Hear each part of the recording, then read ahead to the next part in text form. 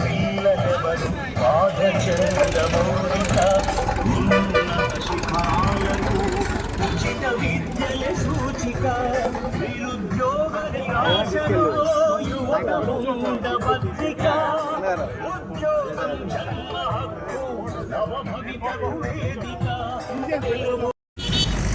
ఈరోజు డిఎస్సి మీద జరిగిన అవకతవకల గురించి కానీ, గవర్నమెంట్ చేసినటువంటి భూముల గురించి కానీ, ఇష్యూ చేసినటువంటి జియోల గురించి కానీ ఏ రకమైనటువంటి స్పష్టీకరణ ఇవ్వకుండా వాళ్ళు చేసిన తప్పులు కప్పిపుచ్చుకునే ప్రయత్నం చేసి అర్హులైన వాళ్ళకు ఉద్యోగాలు ఇవ్వకుండా ఈరోజు యువతకు ఇంత అన్యాయం, ఇంత ద్రోహం చేసినటువంటి ఈ ప్రభుత్వంలో ఉండే ఎడ్యుకేషన్ మినిస్టర్ ముఖ్య భాగం వహించినటువంటి ఆ ఎడ్యుకేషన్ మినిస్టర్ లోకేష్ వెంటనే రాజీనామా చేయాలనేటువంటి ఉద్దేశంతో ఈ రిలే నిరాహార దీక్షలు అనేవి మొదలుపెట్టారు.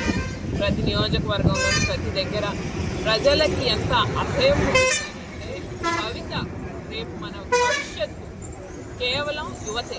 అటువంటిది ఆ యువతని కూడా ఈరోజు మోసం చేయడానికి చంద్రబాబు నాయుడు గారు కానీ, లోకేష్ కానీ, ప్రభుత్వం కానీ వెనక్కి తగ్గలేదు అని అంటే ఇంకేముంది, ఇంకా ఫ్యూచర్ అనేదే లేకుండా పోతుంది కదా అనేటువంటి ప్రతి ఒక్కరికి అర్థమైపోయింది. మా పిల్లల భవిష్యత్తుని వీళ్ళు కావాలని నిర్లక్ష్యం చేశారు, కాలు రాస్తున్నారు. ఒకవైపు ఫీజు రియంబర్స్మెంట్ లేవు, నిరుద్యోగ సూపర్ 6లో హామీ అని చెప్పి తీసుకొచ్చి దాన్ని గాలికి వదిలేశారు. ఉద్యోగాలు వస్తున్నాయని చెప్పి ఈరోజు వచ్చిన ఉద్యోగాల కంటే వెళ్ళిపోయిన ఉద్యోగాలు, ఎంఎన్సీలు వెనక్కి వెళ్ళి తిరిగి వెళ్ళిపోయిన ఉద్యోగాలు రెట్టింపు కంటే ఎక్కువ అని అంటే ఈరోజు ఆంధ్రప్రదేశ్ పరిస్థితి ఏంటి అనేది ఆలోచించారు. ఈరోజు మనకంటూ సొంతంగా ఏమీ లేవు, గవర్నమెంట్ ప్రాపర్టీస్ అన్నీ ప్రైవేటీకరణ చేస్తున్నారు. దాంట్లో విద్యని ఇంత నిర్లక్ష్యం చేసినటువంటి గవర్నమెంట్ కేవలం కూటమి ప్రభుత్వమే అయ్యింది.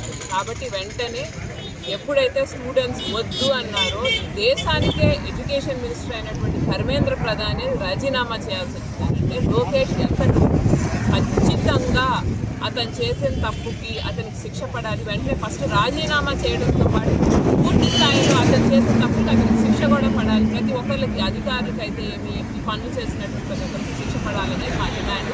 అలాగే అర్హులైనటువంటి వాళ్ళకి ప్రతి ఒక్కరికి కూడా ఉద్యోగ అవకాశాలు దొరకాలనేటువంటిది మా ఆశ. కాబట్టి దానికోసం అని చెప్పి ఈరోజు మేము అందరం ఆందోళనకు దిగాము.